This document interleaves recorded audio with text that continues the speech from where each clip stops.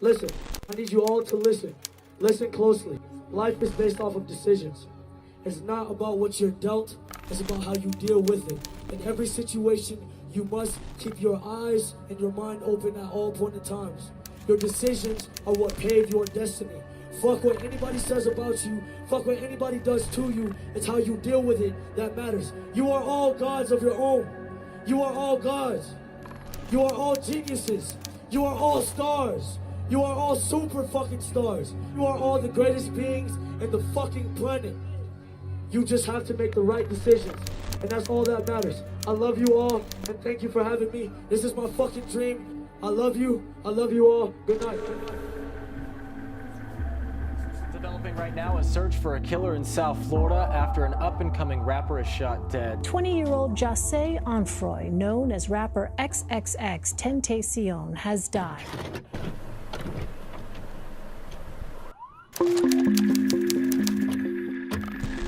Jose Onfroy was born on January 23, 1998, to parents Dwayne and Cleopatra in Plantation General Hospital in Florida. Although Jose was healthy, the doctors would notice a problem with his heart, a defect known as a hole in the heart. And although it's common, it did mean Jose grew up being told not to play too rough and would only grow to be 5'6". He spent the first year of his life living with his dad and his dad's girlfriend Tashino Freeman, and Jose's half-sister Ariana.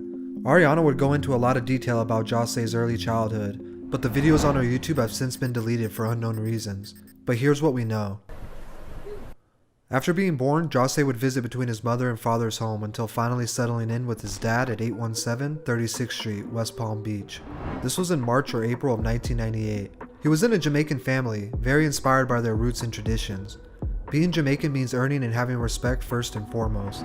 Jamaican parents often hold their children to greatness. Ariana's mom would be the one to take care of Jose and Ariana for over a year, while his dad provided the income mainly from selling drugs, doing music performances, and odd work on the side.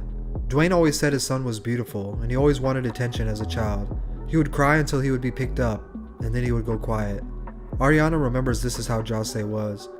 It was like this for less than a year until some dramatic changes in the real path of Jose's life began. Sometime in 1998, Jose's dad had an affair with another woman, having a third child with a third mother. It was only a few months after this video was filmed that Tashino would have enough and call Cleopatra, Jose's biological mom. She asked her to come take her son, and they would meet at a gas station. From there, he would be taken care of mainly by his mother. This didn't mean he didn't have a connection with his dad and Ariana though. They were often visiting on the weekends, and his dad would babysit when needed. His dad loved Jose, and he tried to provide for him even with the new living arrangements. But this meant most of the time, Jose was with his mom living in Pompano Beach. She was a single working mom as a stripper and couldn't always take care of Jose, since he demanded so much attention. She often sent him to babysitters or his grandmother Colette Jones' house. Sometimes her brother, Jose's uncle, would be over days at a time, and he'd watch Jose. When he needed attention most growing up in his adolescent life, Cleopatra often had different guys over and gave little to no attention to Jose for how much he needed. Although she took care of him the best she could, she was having internal problems of her own, with Dwayne leaving, being stressed with relationships, and taking care of Jose. He never blamed her. He loved her his whole life with deep respect and admiration. In elementary, his mom made sure money came first, and always took care of that for Jose. As long as he had clothes, food, and a place to stay, she thought she was providing the love and attention he needed. He was mostly the outcast kid because of this, but he had some friends, just different from other kids. He was either respected or feared. Everyone knew Jose didn't like bullies, and he would stand up to them, even if it was for other people. He wasn't afraid to be himself. However, sometime in 2004-2005, when he was 6 or 7 years old, two significant events that shaped Jose's future for the worse would happen. Although Jose and his uncle were around each other often, it wasn't always a good thing. His uncle was known to suffer from depression and have outbursts. Sometimes during these outbursts, he would take it out on young Jose, and he would get physical with him. Jose being young, he didn't understand at the time why this was happening. One day while he was at school, his uncle would have an outburst, but this time nobody was around to witness it. Unfortunately, he would take it out on himself. When Jose came home, he was the first one to discover the tragedy of his uncle hanging from the balcony. This event would only feed Jose's anger and depression even more. Just months after this tragic event, one of the guys who sold drugs and was seeing his mother had been over the house. Him and Jose's mom had a heated argument, but this wasn't really uncommon in the household. Jose came out of his room when he heard dishes being broken in the kitchen. The argument quickly grew out of hand and the man got physical with Jose's mom. Jose claims the man would have killed his mom, but he interfered, ran, grabbed a piece of broken glass from the dishes, and jumped on top of the man, biting his flesh anywhere he could, as hard as he could, and cutting him and poking him with the glass. This was the first major outburst Jose had shown, and it was a tipping point. After this, Cleo tried to pay more attention to Jose to make sure he wouldn't behave like that again. Over the next year or two, he would soon be leaving elementary school, and would increasingly hate being home when she wasn't there. He loved his mom and always went out of his way for her attention. He chased her in his own words. But slowly things went back to their old ways, and Cleo fell short of her promise to give Jose the attention he needed. My mom was going through it at a young age, so she wasn't really able to be there, and it wasn't her fault. She got pregnant again and would give birth to Jose's half-brother. The next years of elementary school into middle school were spent having his aunt babysit him when his mom was gone, and visiting his dad on the weekends where they would go out to eat or the movies. His father was pretty active in his life until this point, but he ran into trouble with the law in January of 2008. Jose's dad had met a man who wanted to buy marijuana in bulk. It was later revealed that the man was an undercover DEA agent. They agreed to sell 800 pounds of marijuana, with Dwayne making the connection along with a few others. A full surveillance team had an investigation and seized over 500 pounds of marijuana. He was arrested with 7 others and held in jail for 2 months before being indicted on March of 2008. The trial would last until 2009. He was sentenced to 9 years in prison for money laundering, conspiracy, and drug trafficking. Jose's dad was a prominent figure in Jose's life, and he provided stability, and just like that, he was gone. Jose started sitting online all day with the laptop he got for Christmas, just talking to people and interacting, something he continued to do for years. Around 2009-2010, Jose was attending Margate Middle School. It wasn't the best school, but it was the perfect fuel for his rage built up. When he wasn't playing PlayStation or Xbox to distract him from the evil shit in the world, he was getting into fights. Bro, I've been fighting this since I was a kid.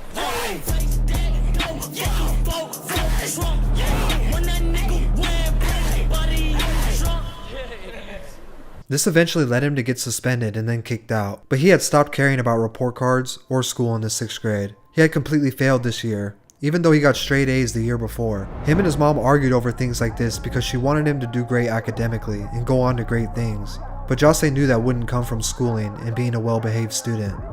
Jose is who he is because of being himself, and his mom didn't understand that part of him. He changed dramatically from 2010 to 2011. He changed his style and his clothes to something more similar that he liked. This was the beginning of a transformation from pretty boy to something unique that represented him better. After he was held back and eventually expelled from Margate, he transferred to Lauder Lakes Middle School in the 7th grade. He really started to develop his style and taste into what he liked, Odd Future being one of his inspirations. He always had a few friends or girls talking to him. As he says, he was always friendly unless you did something to him. The only subject Jose actually enjoyed was history. Everything else about school just led to more fights. There's something about fighting that Jose loves. He fought for people who couldn't fight for themselves, but he also fought for fun and the thrill. He also admitted to fighting just to get the attention from his mom, because he knew she would have to give him attention after a fight. But over the years, the strain was getting to be too much for his mom. She would take him to stay with his aunt or friends for extended periods of time. When his aunt saw that Jose was interested in music, she wanted Jose to perform in the church choir. But at one of the recitals, once again, he fought one of the band members who Jose said kept bugging him. He even beat another kid with drumsticks. His outbursts were taking a toll on everyone around him, especially his mom. Over the next year, when he was finishing 8th grade and going on to high school, his mom would officially kick him out, but still try to be part of his life. He was drifting homeless and talks of this time as feeling lost. Jose ended up living with his grandmother, Colette Jones, who took care of him the best she could.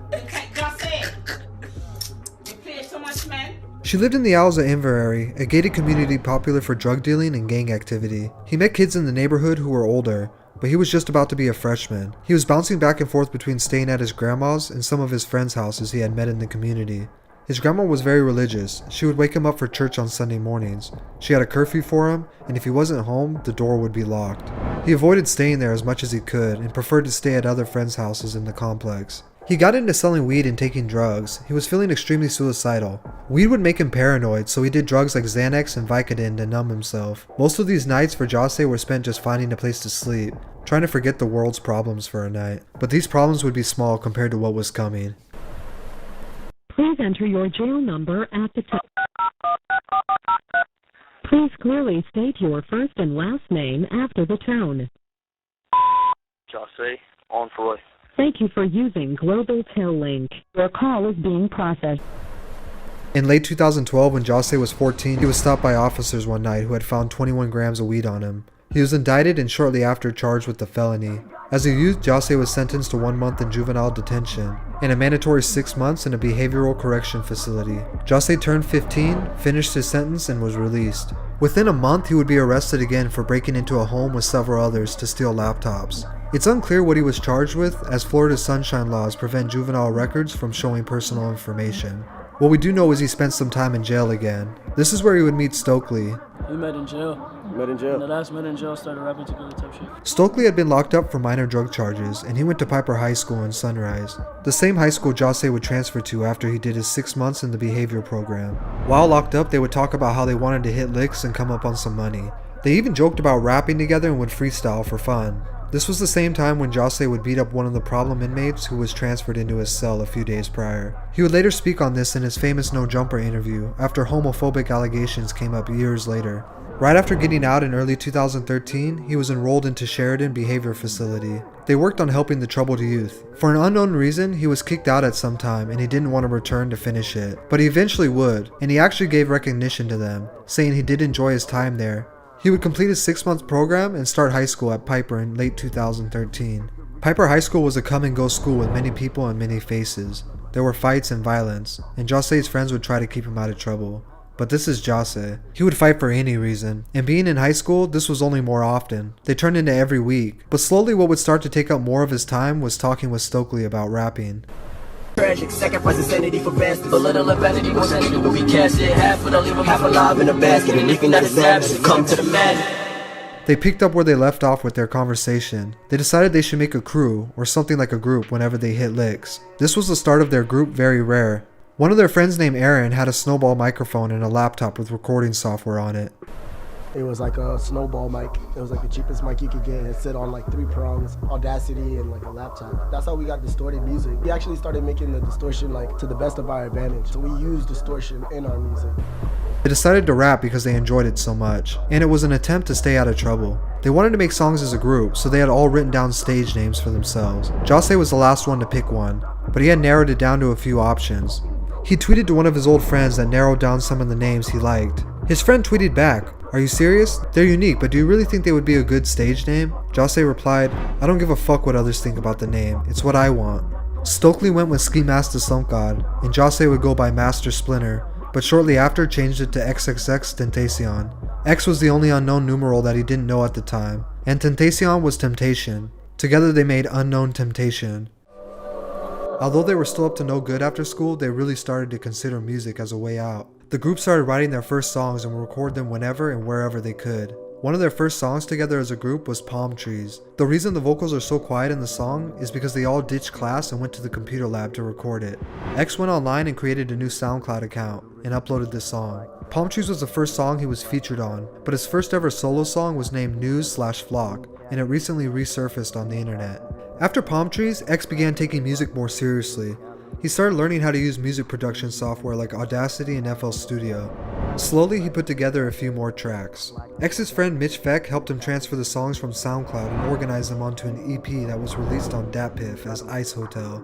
X often got inspired from Japanese animation, and he would carry this aesthetic in almost every aspect for years to come. X began having conversations with the Very Rare group, asking them how serious they were about this rap shit. He wanted to make sure everyone around him wanted it as bad as him. He continued to slowly release music on SoundCloud, but would often later take it down, like his The Fall EP that was released at the end of 2014. X began recruiting new members to the group, but unfortunately the group's friendship began to strain. X and a group member named Nyora would get into a fight, and X and Ski Mask would leave the group to form a new one. As of right now, nobody's in Very Rare except me. Deadass. They named it Members Only. At first, the group only consisted of X and Ski Mask, followed by Absent Will, who became X's first manager. In 2015, they dropped their first tape, Members Only Volume 1. It consisted of songs exclusively by X, Ski, or the both of them. The songs all had a dark and gothic feel. X was starting to find his avenue of music, and he ran with it. Shortly after the tape dropped, they started planning their next one, this time hoping to find more members to feature on the songs. They began recruiting rappers from their local hood and the South Florida hip-hop scene. Jose brought together a compilation of artists that is big. It's phenomenal, bro. I never seen nothing like this. As they began performing at small shows and house parties, they started to meet more people in the Broward music scene. They were finally starting to gain a small following after people heard just how different their music was compared to other music out of Florida. The unique thing about Members Only was many of them didn't rap. In fact, X never minded this. He stated as long as everyone was doing something to progress the group, whether it was booking shows, doing artwork, or even making clothes, you had a spot on the team. The group grew to a substantial size of rappers, photographers, videographers, and clothing designers. When booking shows, X often got into it with promoters when he would request 20 people on his guest list. He really wanted everyone to eat. Members Only Volume 2 came out about 6 months after Volume 1. This time the tape featured more artists like Flyboy Tarantino, Enzo, Fuck It, and even a verse from the unknown Smoke Perp. This was a really important time in X's life. He began to see how his behavior, which through his entire life stunted his growth, was finally beginning to benefit him and his crew in the form of his music. Although he was starting to see the benefits of this behavior, it didn't mean his life was any easier. In fact, he was still fighting and getting into trouble. The group was starting to get recognized as the rowdy kids who started fights. One fight in particular would be filmed and uploaded to World Star Hip Hop, giving X his very first taste of going viral. This behavior, among other things, ultimately led to him being expelled from Piper High School. Even though his SoundCloud following was still small, his Twitter had a few thousand followers as a result of the fight videos. He would try to tweet all of his followers and get to know them, networking and making new friends every day. X began to enjoy the idea of figuring out social platforms and how to utilize them to his advantage. An early example of this was him removing songs from his SoundCloud to create a sense of scarcity to his music. Almost immediately, people began to search for these lost songs. X would later quote he hoped one day his lost music would be searched for and traded around like Pokemon cards. Too much of anything is a horrible thing. None of nothing. Like if you don't supply and there's a heavy demand, when you drop anything or you give out, it's gonna skyrocket. According to Google Trends, it was the summer of 2015 when his name started to circulate the most, and locals were starting to know about him.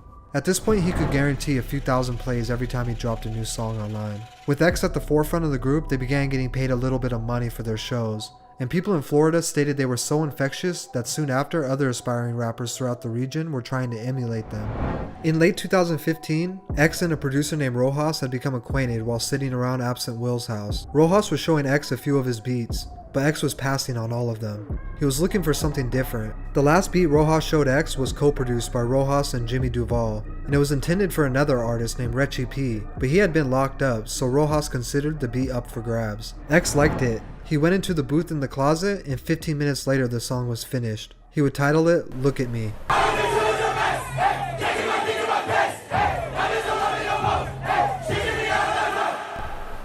For a generation of kids on the brink of the worst mental health crisis in decades, X's music spoke to them, much like how he stood up for the kids at school who couldn't help themselves. He wanted to be the voice of the youth through his music, and after the song came out, everything started to change. Like, shit, this shit fire. And then, a couple days later, this shit just blew the fuck up. Rojas uploaded Look at Me to a SoundCloud page, and in January of 2016, it got its official release for digital download. It was immediately turning out to be X's most successful song at the time. Although the song wouldn't chart on the Billboard until the end of 2016, it slowly amassed millions of plays on YouTube and SoundCloud over a couple months. X's social media followers began to rise rapidly. While this is happening though, the police were building a case to put X in prison for robbery and assault from the year before. With his name circulating the underground and a cult-like following, he would be requested multiple times by his new fans to appear on the up-and-coming No Jumper podcast with Adam22.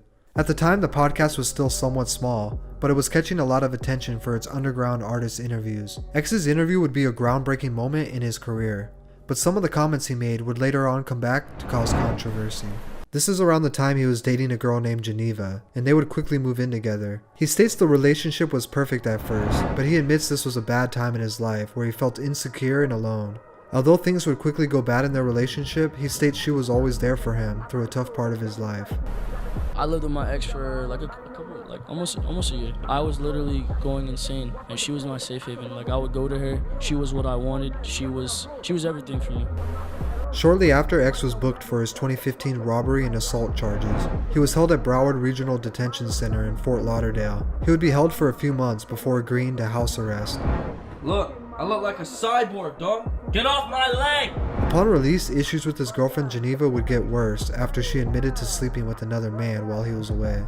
These events would later form the allegations of domestic violence between the two.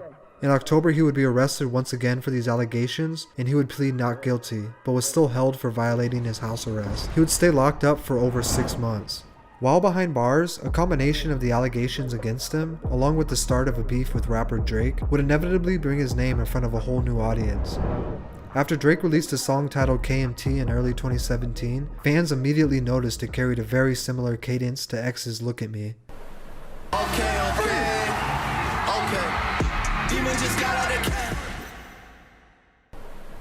After word spread online of the similarities, people began to check out X's music, and Look at Me began to chart on the billboards. Unfortunately, he would have to hear about this from behind bars. He later pleaded no contest and was released. Wasting no time, he began doing interviews and capitalizing off of his beef with Drake. With all eyes on him, he started to work on his debut mixtape, Revenge, which would mostly just be a collection of re-released songs. The tape would peak at number 44, and in June, Members Only Volume 3 dropped. He spent most of 2017 releasing music and capitalizing off of the attention he was getting. His charges were still pending from his ex-girlfriend, but the trial kept getting pushed back. After dropping his debut album 17, he had gained a mass following and was breaking out of being considered underground. The album gave fans a real insight to his mind and his struggles. His message was received by fans that they were not alone in this battle. The album shut down all talks of X being a one-hit wonder, and other major artists began to co-sign X and recognize his wide range of talent. He was being considered the voice of the new generation of kids, and he began to make efforts at what looked like change for the better. So I'm trying my best to escape that realm of mind and that realm of thought in order to evolve into not only a teacher, but just someone to motivate the youth and to push the youth in a positive direction. I know how it feels to be around people and feel alone. Like, I'll be around a million people and I'll still feel alone. He would take the 10th and final spot of the 2017 XXL Freshman, which was a fan-voted spot where he would win by a long shot. In October, he would ink a record deal worth well over $6 million with Capitol Records, but shortly after he would go online to tell people he wasn't releasing any more music. He said, "I'm tired of being mentally abused for trying to help people. I'm tired of the hate. I'm done." While this is going on, he would donate $100,000 to domestic violence prevention programs, as well as plan to host an anti-rape event in Miami. In December, A Christmas Carol EP dropped, and his team would also submit documents signed by his ex-girlfriend that stated she wanted to drop all charges against X. But this request was denied, and he was booked for 7 new charges, including witness tampering, stating they believed he coerced her into signing the papers. He was released 5 days later and put on house arrest until his trial. He was allowed to go to the local studio during this time because of his obligations to his record label. He continued to strive for a more positive life. He would often go live to speak to his fans and try to leave them with positive messages. I'm just waiting for them to take the ankle monitor off. They said they were only going to keep me on the ankle monitor for like 2 months. But I'm not supposed to be on the ankle monitor much longer. Like I said, if you guys ever want to speak, or if there's ever anything that you want to say to me, or even just to vent, my Instagram DMs or my Twitter DMs. He launched his YouTube channel and began vlogging and connecting with fans through it. He also started his Helping Hands challenge, where he would go to different schools and donate items, speaking to the kids about their future. He released his song Hope, which was dedicated to the school shooting survivors, and sent his condolences. He began recording music for his second album. The album was released on March 25th, 2018, and it was titled ? XXXTENTACION would make SoundCloud rap history, as his album debuted at number 1 on the charts. His single Sad reached number 7, giving him his first ever top 10 song.